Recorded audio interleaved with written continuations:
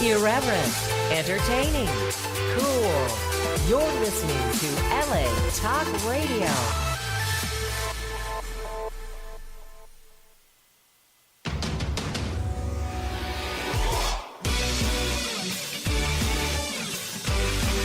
You're listening to Jenny's Real Talk on the Block with Jennifer DeVoe, only on LA Talk Radio. Welcome, welcome, welcome, and good afternoon. If you're not on the Pacific Coast, good evening, good night, and good morning, because we are worldwide, and you are listening to Jenny's Real Talk on the Block, brought to you at LA Talk Radio Channel 1, and you can also hear us on iHeartRadio, iTunes, YouTube, Spreaker, SoundCloud, Sonos, Google Play, Amazon Alexa, and Spotify. And Jenny's Real Talk on the Block is produced by Get Real Global Entertainment. And our host and our guest here today is author and mentor and speaker Connie Pheiff. How you doing today, Connie? I'm doing great. How are you? Good, good, good. Before we get started in this conversation, I have an announcement or two real quick. First of all, I want to apologize to the group Resonate. I was supposed to go to their show on July 26th. It's just that certain situations I wasn't able to make it, and I couldn't get in contact with Jennifer because of the time difference, and she had jet lag. The second thing is Mr. Leonard Goldberg. I was supposed to do his show on Facebook Live, and we had technical difficulties last week, and I apologize to you for that, sir. Whenever we get everything straightened out, I will be happy to have you back on the show to do a second interview. And now to our guest here today is Connie Pfeiff, and Connie Pfeiff is the founder of the Pfeiff Group Speaker Agency, Business Accelerator Academy, and the Activate My Power community. Connie is also an award-winning podcast host of Up or Out with Connie, a 4-time author, international speaker, mentor, and coach. You do a lot of stuff. Thank you for coming to our show today. All right. So what are we here to promote for you? Promote Connie Pfeiff. To promote Connie Pfeiff, yes. Let's say, can I give a shout out? I have a Absolutely. whole bunch of family, Yes. over family and friends listening. Please. From Florida, I want to say hi to Debbie. New York, I want to say hi to my brother Peter and my brother Tim, my sister Teresa, my daughter Stephanie, my son Michael. I'll run out of breath if I just keep on going, so I think I'll just stop there, Muse. All right. Yeah, see, that's a lot of people, and I hope y'all listening, man, and then give her respect and shout out to her. You can even call and say hi to Connie at area code 323-203-0815, and call us here if you want to speak to Connie Pfeiff, motivational speaker and author. Thank you very much for showing up today. I'm thrilled to be here. All right, so what is it exactly do you do? What do I do? Wow. Some days I'm not quite sure where I start or where I go. The main thing that I do though is I enjoy helping other people find their success. I work with lifestyle entrepreneurs. Basically, it starts at working with somebody that's still in corporate and really struggling and saying, you know what, I just don't want this damn 9-to-5 anymore. I want to get out. I want to find something else to do with my life. And I was there. 12 years ago, I was in corporate. Well, I was reading, like I said, I was reading your bio, and one part that caught me was, where is it at? Oh, my God. It says what is it? C. I'm sorry. Then give me. I know you. C-suite experience. So yes. I had to look that up on Google. I love Google. Smartphones is a business, and it said your executive experience. So CEOs and CFOs, and so you just have a lot of management experience. Yes, a lot of management, a lot of leadership experience. I was CEO at the Girl Scouts and Pennsylvania Council back in Pennsylvania. Ooh, wow! Did that for a bit. Director at the Greater Wilkes-Barre Chamber of Commerce, at the U.S. Chamber of Commerce. So I have a lot of leadership and management experience. And what had happened with me, in 2006, 2007, found myself out of a job. Oh, wow. The economy tanked. The economy tanked, and, those economies of scales. And so I was interviewing for positions, and I like to joke, and it's really true. I was interviewing from Maine to Miami for other positions, and, I'd get down to like the final candidate or the final two candidates, and then I wasn't getting the job. I wasn't getting the position. So it was really getting frustrating beyond doubt. Oh. And so I took a step back and said, okay, what do I really need to do with my life? Where do I want to go from here? I mean, huge frustration. I mean, I worked up to, a CEO position, but the thing of it at that point was I did not have my college degree. Right. I understand. Everything but the paper. I had everything. All the experience in the world but the paper. Yep. And they didn't, just having the experience didn't count. They wanted the degree. So I remember sitting there, frustrated and, depressed, and my mother saying, there's a school online you can go to.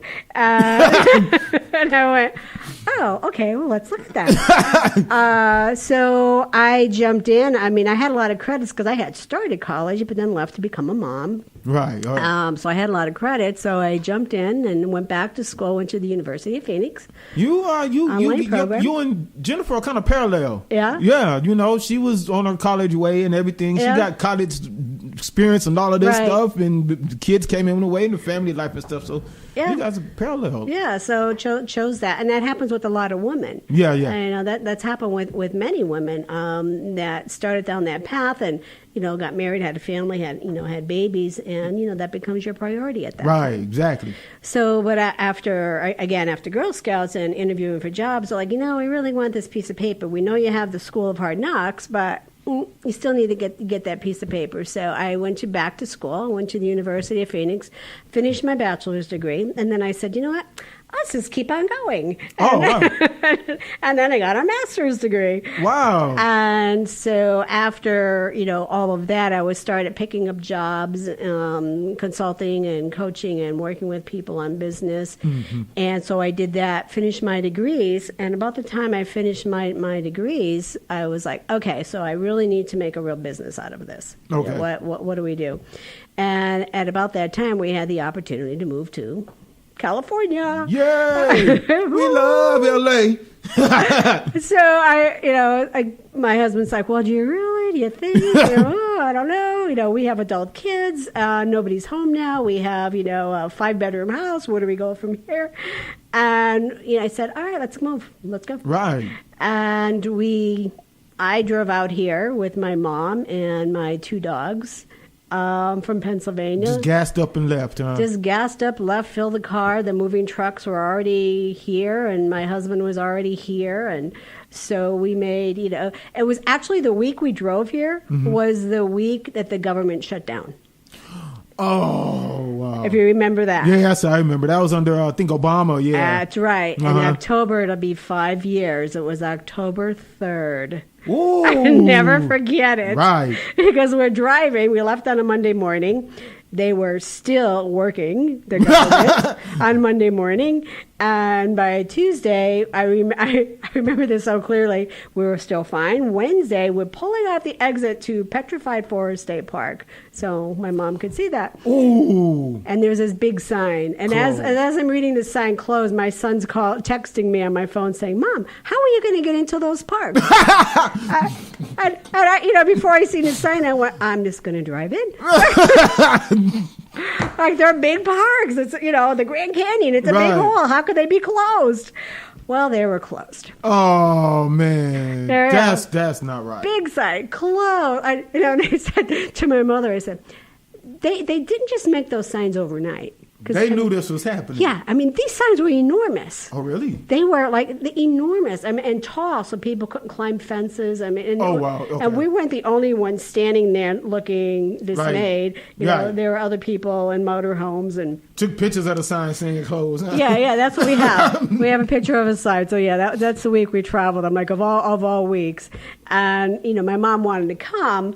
And I mean, her dream was to see the Grand Canyon. And so as we were driving across, she actually got sick, and we made it to California. I ended up taking her to the hospital, and unfortunately her cancer had returned.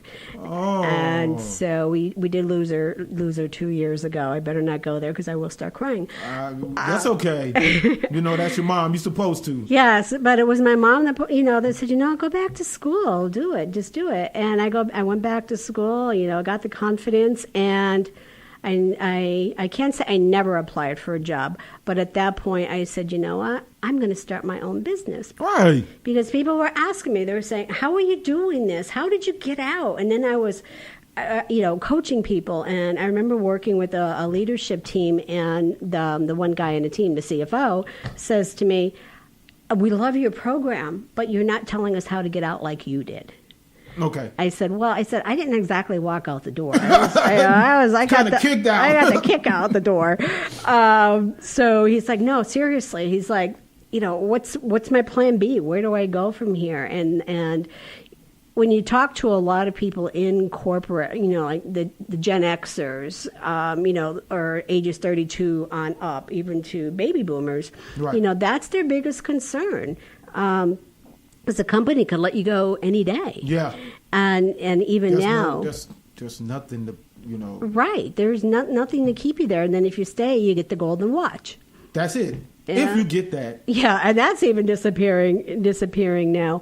And of course, with the economy and the way it's been over the last number of years, it actually helped my business because people are, again, they're living in fear and saying, I want a plan. I want to know where to go.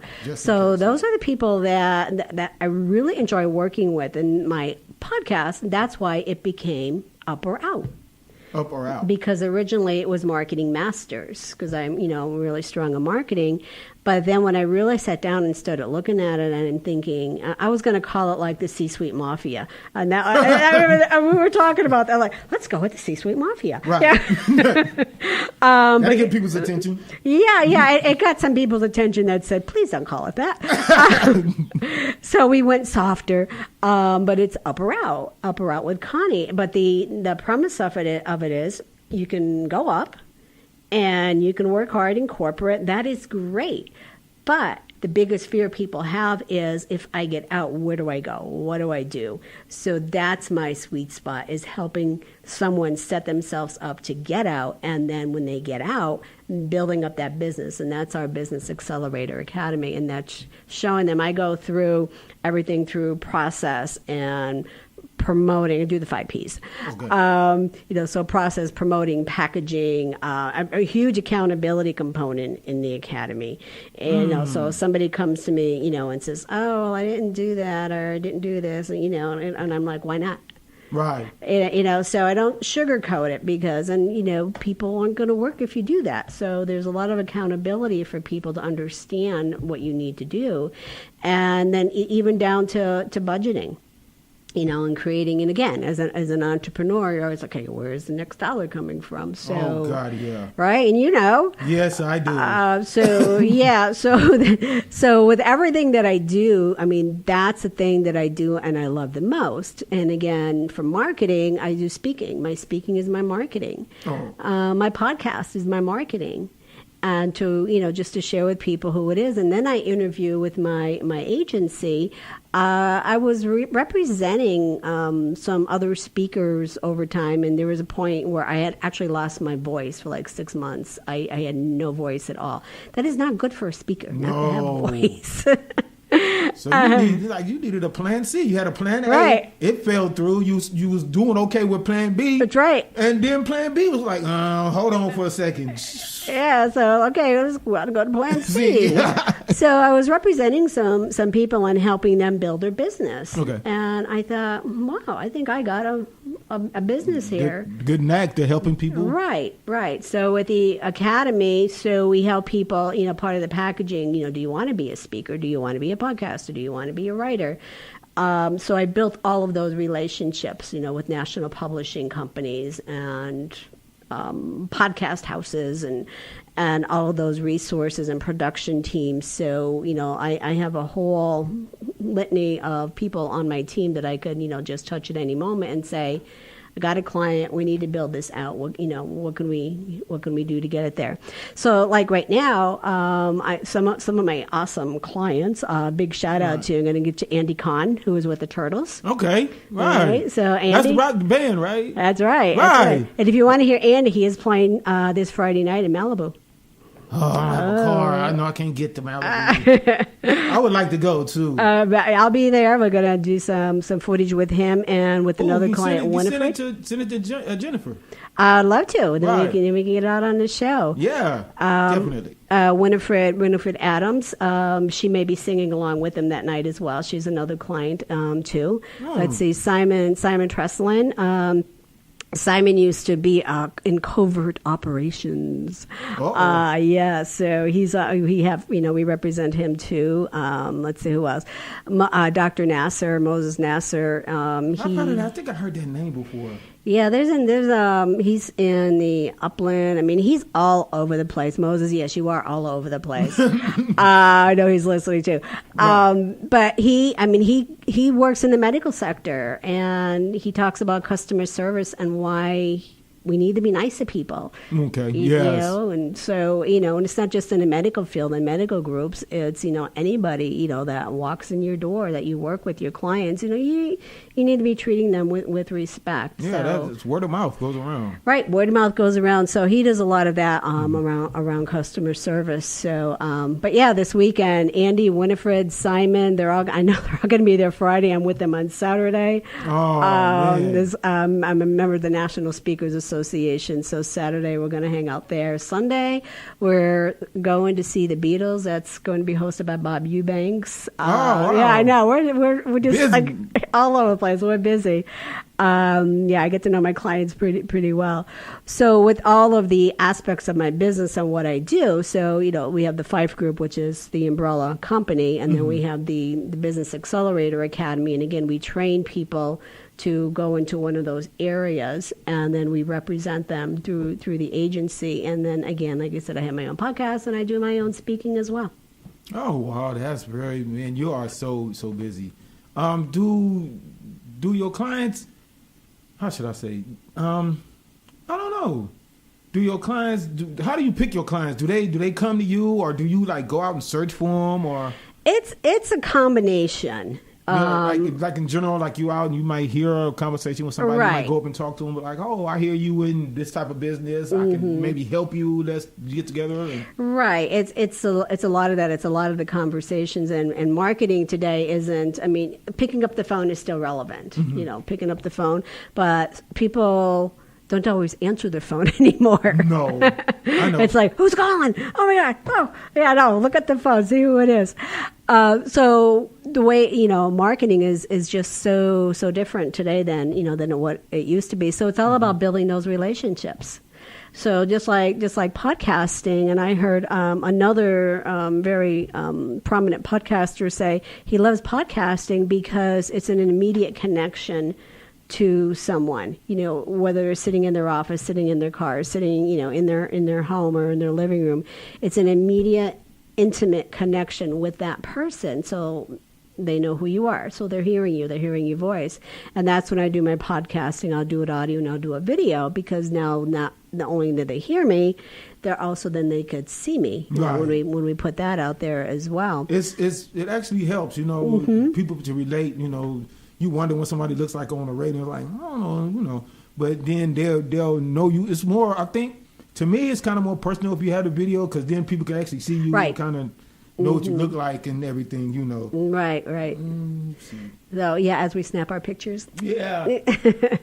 And the other marketing I do again is my speaking.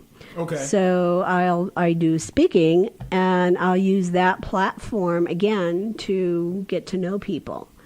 And I'm very selective on the speaking engagements that I do. A lot of the speaking engagements that I focus on is for women. Okay. Okay, because there's a program, I have a community activating the power of women. So, that's specifically for women that we do. So I do a lot of speaking at women associations, women's programs, and then I'll speak at organizations that focus on the entrepreneur. And that's where you're going to find people going there and saying either they want to scale their business because they're already an entrepreneur, and how do I reach the $1 million round table? How do I get there? They're looking for that secret sauce. Or it's somebody saying, hey, I really want to step into that space, but I don't know what it is that I want to do. And I find that interesting because, like I said, back 12 years ago, I had no clue what I was going to do. I was like, what? I remember hiring a business coach because I became a seminar junkie. And I was going and learning as much as I can about online programs and online training and online courses. And then I hired myself a coach, Dan Miller, and he's in Tennessee. And I remember driving there from Pennsylvania thinking, I don't know how I'm paying for this.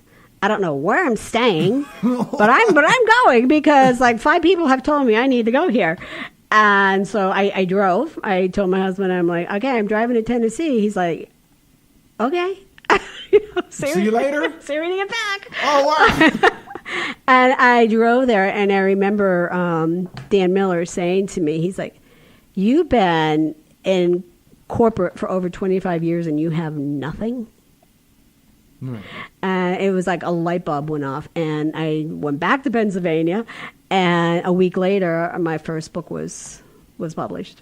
Oh, wow. Yeah. Well, you was already writing the book when No. You just went home and just started on the book? I just went home and started on a book. Now, are these... Now, I've seen you've got 4 books so far, right? Right. So they're all the same type of self-help books or motivational books? The current one, the very, very first one that I did, before I even had this conversation with Dan, so I will back up a little bit.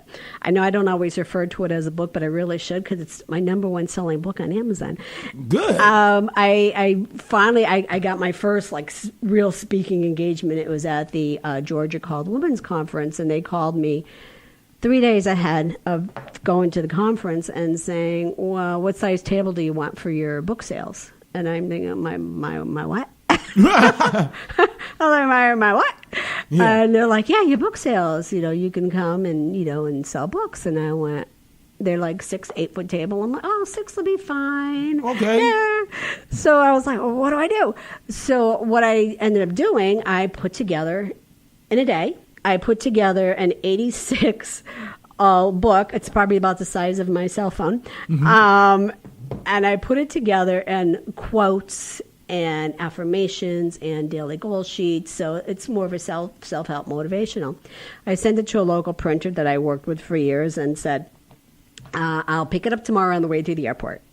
And he said, would you want to proof it? No, I just wrote the next novel. I am good. Uh-oh. I got this. I'm good. So as a good Girl Scout, I go to the printer and I have my twine and tape and stuff to wrap up the box. Think it's going to be this large box and I'm taking it on the airport. I pick it up and it's the size of a shoebox. Small, a lot smaller than you thought. And I was like, oh, is this one? Because I'm thinking, like I said, I was just wrote this novel. And he's like, no, that's your 100 copies in that shoebox. I was like, okay. So I get on the plane. I didn't even have time to open, to look at it. I get on the plane. I get to Atlanta. I get to the hotel. I open it. And the very front cover, always proof your work. Okay. The very front cover, my name was spelled in some funky, you couldn't even read it. And I'm like, oh, what the hell is this? Oh. I don't know what this is. And the pages were off. And so I go to the conference. I have my books with me. And I see, all of the other ladies got their tables, their fancy books. And I'm thinking, oh, dear God, what do I do? But then I remembered there was a florist up the street. Okay. So I left. I ran to the florist and stopped at, I think, Walmart and got some table covers and some fancy stuff for the tables. I went to the florist and I got this real big floral display. Right. That took up the entire table. And then, because they're like, where's your books? Where's your books? So then I'm like taking the books and I'm hiding them in the flowers. Oh, wow.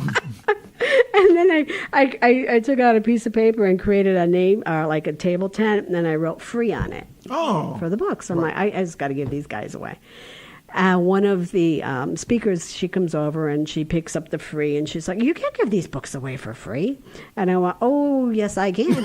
They wasn't proof for her. They're going for free.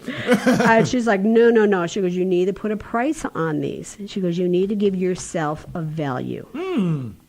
Wow. I'll never forget that. Right. I don't remember her name, but I will never forget her advice. The advice was golden. So I said, okay, I took the same piece of paper and I crossed off free and I wrote $5. Now we're pricing up, right? Not down, yeah. Right? And I put that, and she goes, oh, no. She takes my Sharpie and she crosses off the $5 and she puts $10.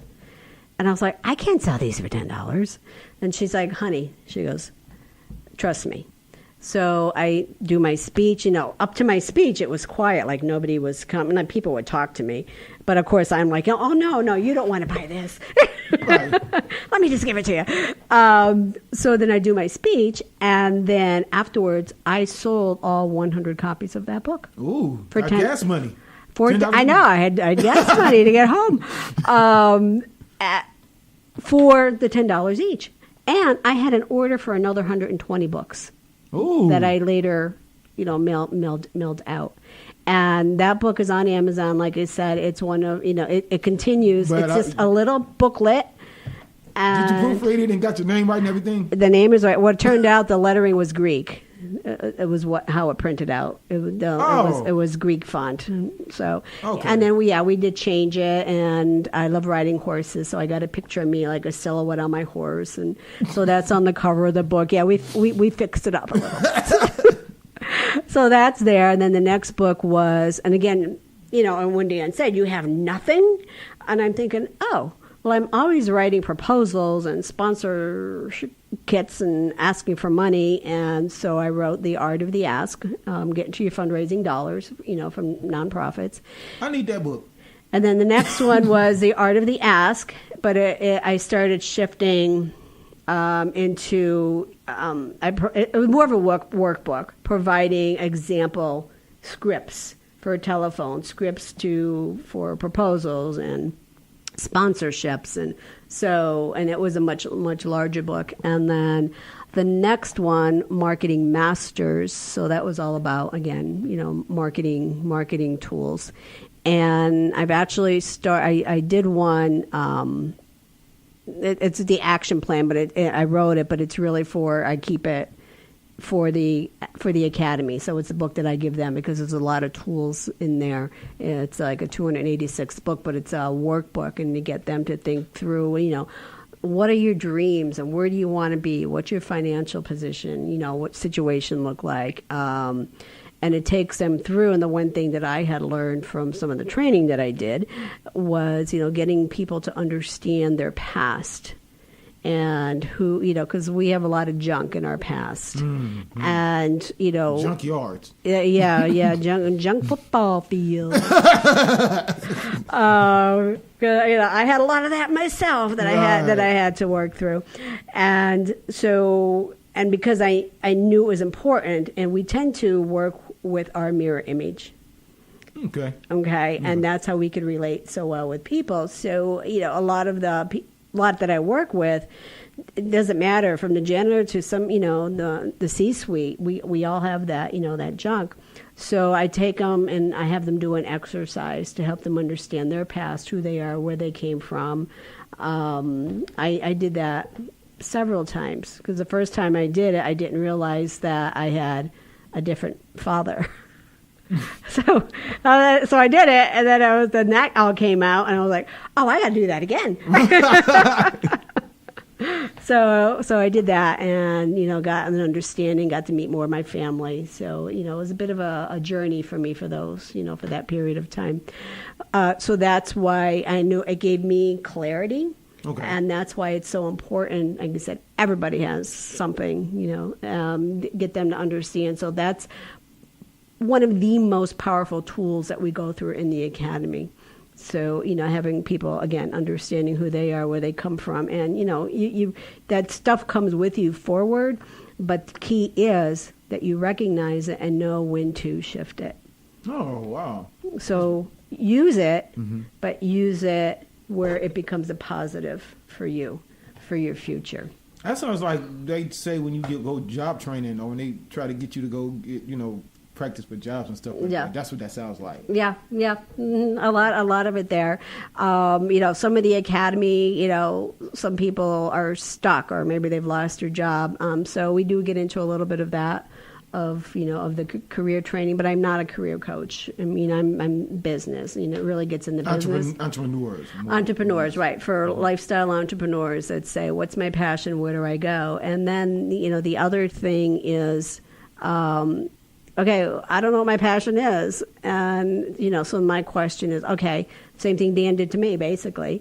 Okay, well, you've been working in this job for 20, 30 years, and you have nothing. So, maybe, you have a hobby of flying airplanes, is it a business that you can make out of that? And actually I had a client that actually ended up doing that out of hobby airplanes. But is there something that you did in the job that you can bring forward, that transference of skills that you can create a business around? Oh, wow. Yeah. Okay, because sometimes people are lost and they're looking and don't know where to go, but you already have it in you. It's what is it that we can bring out that's going to help you make a business? Because a lot of entrepreneurs have passion. They just have passion. They want to do something. And that's why my speaking agency is so successful, because most entrepreneurs have the passion to deliver. They just don't know how to sell. They don't know how to market themselves. They don't know the business part of it, the business aspect of it. So that's where we come in. Okay. We are talking with Connie Pfeiff, speaker, author, and mentor.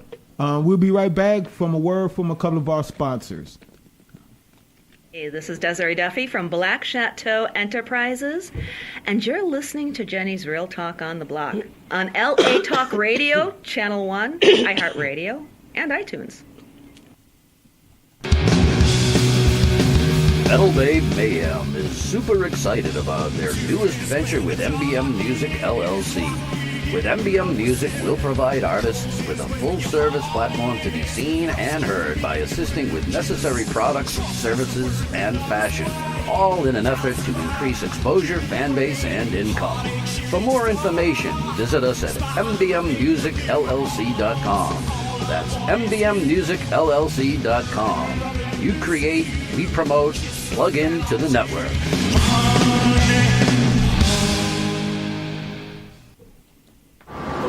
This is Aunt Rose Goldfarb, and I'm on the bus to the casino. You're listening to Jenny's Real Talk on the Block on LA Talk Radio, Channel 1 and iHeartRadio. Oh, Lord. Hey, this is Aunt Rose Goldfarb, and I'm on my way to the casino. I got my bottle of whiskey and my pack of Luckies, so I think I'm good. I'm gonna get lucky today. I can feel it. Anyway, you're listening to my niece Jenny's Real Talk on the Block on LA Talk Radio, Channel 1 and iHeartRadio. All right. Hope you get lucky too. All right, and we are back with Connie Pfeiff, author and mentor and speaker. All right, so it's just fascinating to me because I'm a lifelong Californian. I've been here almost all of my life. I lived in Texas for a couple of years, but I meet so many people from different places when I'm here, and like a lot of people say what you say. I said, how you end up in Los Angeles?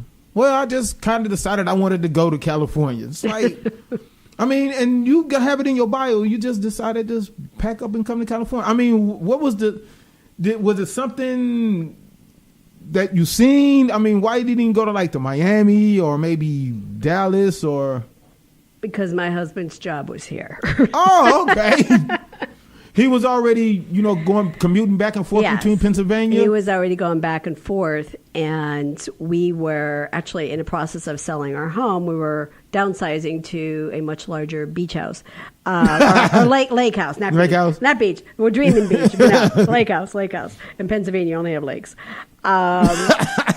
and the sellers decided they wanted to delay selling, and we sold our house. And I was actually here on Rodeo Drive when the realtor called and said, your house was just sold. I remember looking at my husband, because at that point we were only window shopping. Right. He wouldn't even let me get out of the car. and I looked at him and I went, we're going shopping. We got to cut a couple extra dollars now.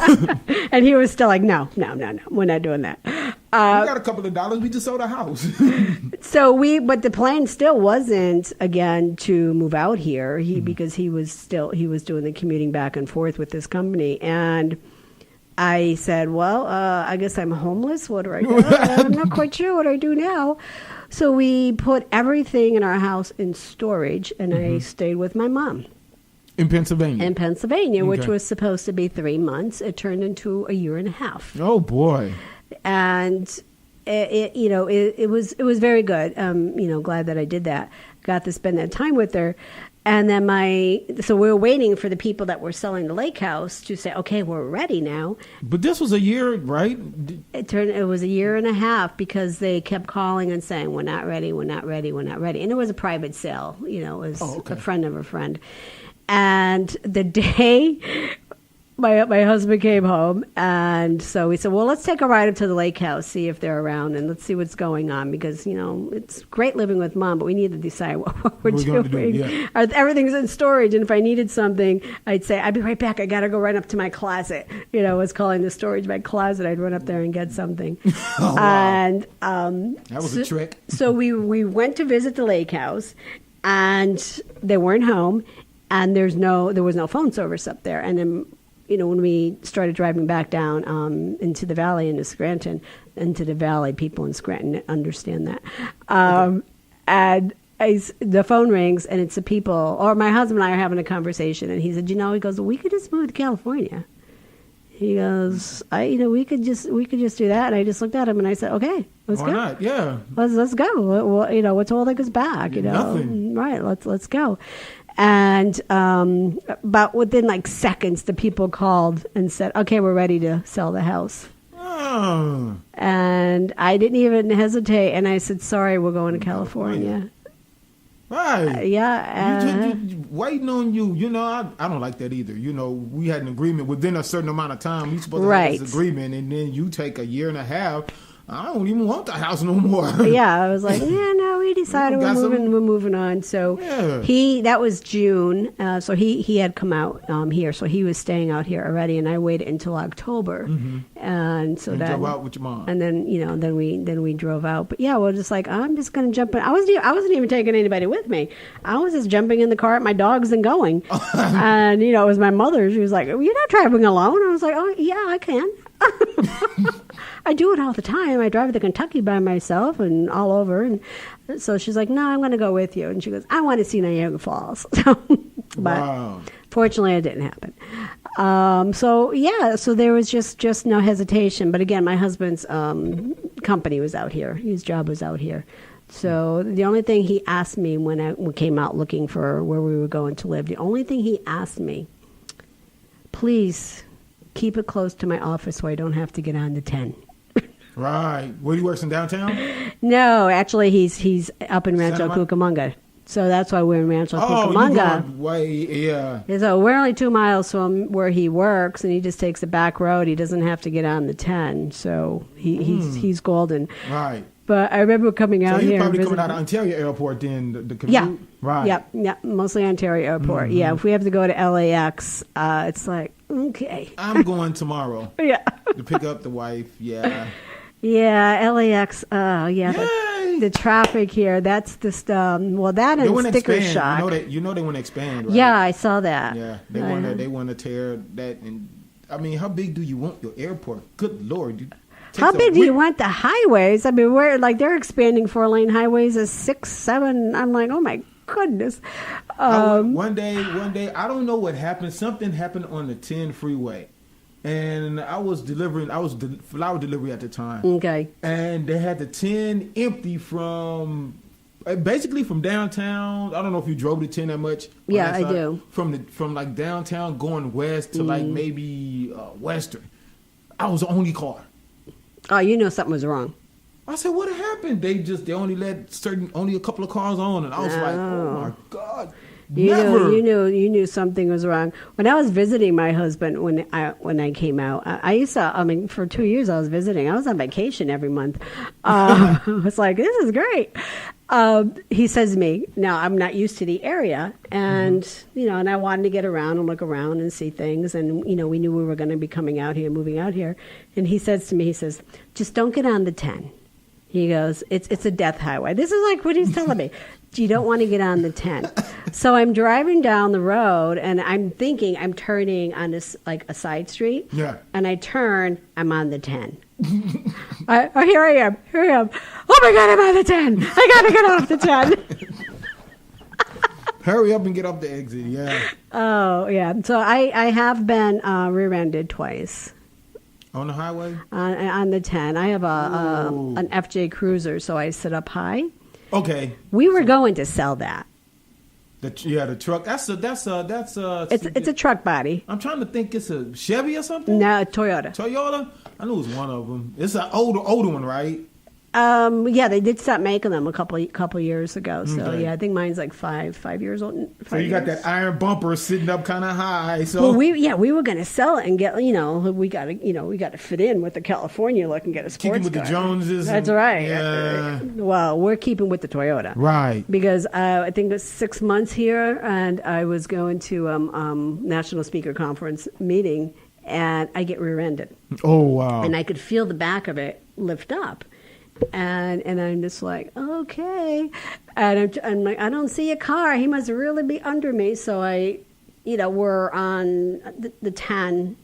No, we're on the 605, I think. I was on the 605. And I'm trying to see the guy where he pulls out, and I could feel the truck jack down, and he just takes off.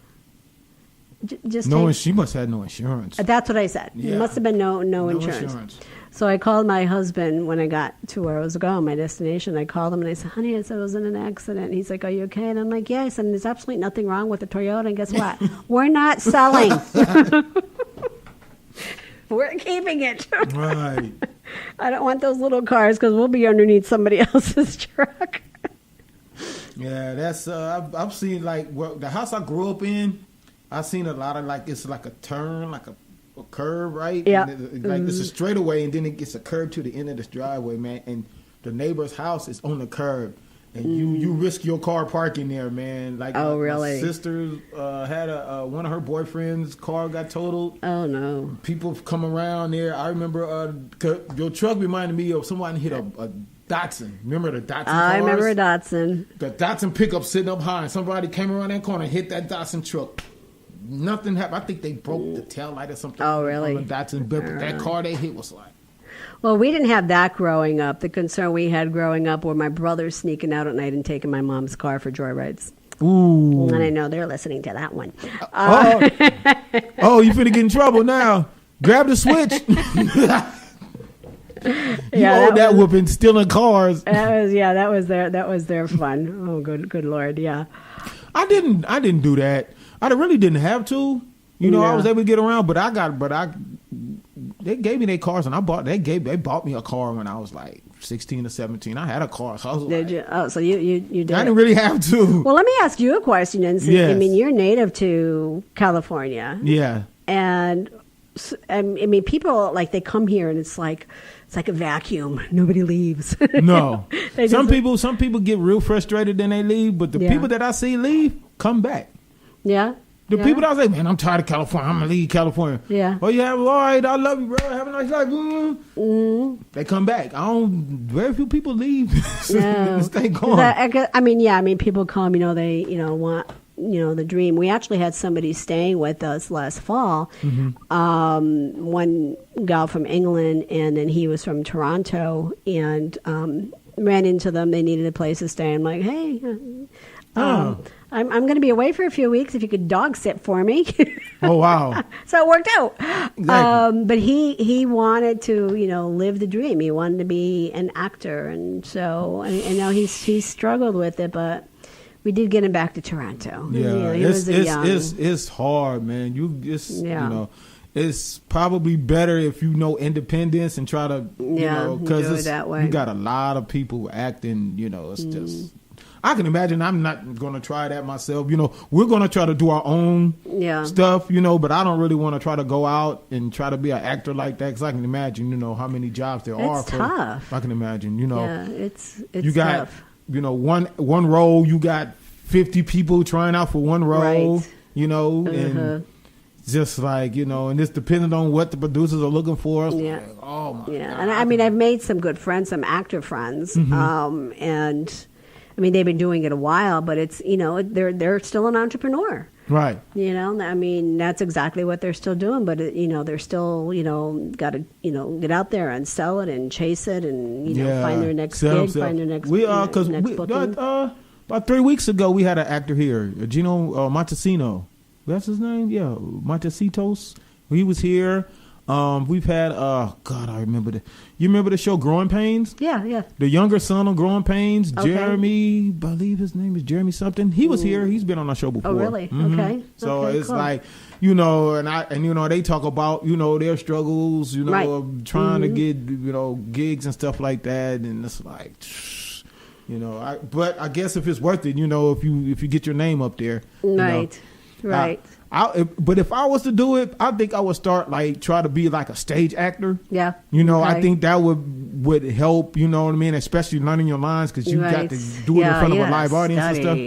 Yeah, I think that would be better. I think those type of people probably get in work more also. Okay. I would think so, because everybody's not going to be able to read the lines and remember them like that. No, what I found interesting with him, so like I said, we helped him out a bit, and and then he was doing the back and forth, into the city from Rancho.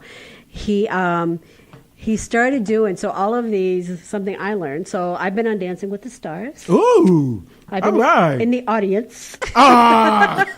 Thought you was on stage doing the Watusi. I actually was there when I went. They had me sit in front with Drew Carey's family, and then right when they were starting, Max was sitting on my lap, but none of that got on television. Damn. I know, my family's watching, even my daughter. I said, I'm going to wear a bright yellow dress. Look so for everybody me. can see me. And she's like, Mom, I didn't see him. And so I said, and did you see come Max to find sitting out? on me? No, I didn't see that either. And come to find out, because we've done what is those shows? We do stand-ins sometimes. Yeah, that's what I learned. Jake shared with me. They don't want you ultra bright like that. They want you to kind of blend in. Yeah. So it was like, oh, okay, that's how they want it. They don't really want it actually out there like that. Yeah, that was something I learned Right. from him, from Jake. He's like, he's like, I just go and I wait and I'm stand-ins. I get fed lunch and I get a couple bucks. Yeah, thank you very much. Gas money. Right. I could get back on the train to get up there.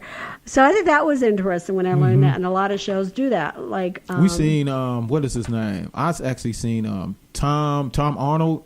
Okay. Stand up. Yeah. Funny guy. Yeah. Yeah. We seen him in downtown actually, and I got paid to see him. That was good. Oh, that was good. Yeah, Very it's good nice. when they pay you to see him. Yeah. We actually have a couple comedians on our agency that we represent. Oh, good. Debbie Wooten, she's in a wheelchair, and she is hysterical because she talks about she had polio as a child. Oh, wow. And she talks about her disability, and it is I pee stand-up? my pants. She does stand up, but she's mostly up in the Portland area. But we're working, to get her down here more. But she's Definitely all over the come place. down, man. Bring on the show. Definitely. Yeah. She just blows me away whenever I talk to her. I was like, because we'll having a conversation and she'll say something, and I have to stop myself and say, "Oh, did you just say what I thought you just said?" Oh, I'm sorry to cut this off. The show actually is almost over. We got like a minute left. Oh, this has been awesome. Yes, this is very nice. I have been talking to author, speaker, and mentor, Connie Pheiff. And we have been talking about her motivations and her story about her life. Connie, before we go, can you tell everybody how they can reach you? How they can reach me very easily. You can go to, I'm going to say go to Pfeiff Group, my website, but it's not up right now, so let's not go there. We're doing a lot of rebranding, a lot of rework on that. But you can go to activatemypower.com. Okay, yeah. Yeah, and then, of course, on Facebook, Twitter, LinkedIn, Instagram, just look for Connie Pfeiff. And Pfeiff is spelled with a P-H-E-I-F-F. Because I is always before E, except in Pfeiff. It's E-I-F-F? It's E-I-F-F. See, she had it backwards. See, I know. Everybody does. Everybody does. But yeah, it's P-H-E-I. But if you just look for, again, Connie Pfeiff, no matter how you spell Pfeiff, you will find me because I have our SEO set up that way. All right. So thank you very much, Connie Pfeiff. Yay! We really enjoyed the conversation. You're very smart and intelligent, and I'm very happy for you to spend your quality time and your busy schedule to come down to my humble show. Thank you very much, Connie Pfeiff. Thank you, Muse. Glad to be here. Thank you. This has been Jenny's Real Talk on the Block. I'm your host, JJ the Muse. Jennifer will be back next week, 3 o'clock, same time, same channel. Thank you very much. See you later. Bye. Okay. Thank you very much. Irreverent, entertaining, cool. You're listening to LA Talk Radio. I told you time goes by because you had a lot to talk about. That's why I really glad that she gave me guests that have a lot of things going on. You're listening to Jenny's Real Talk on the Block with Jennifer DeVoe, only on LA Talk Radio. Connie's becoming like my best friend. I'm actually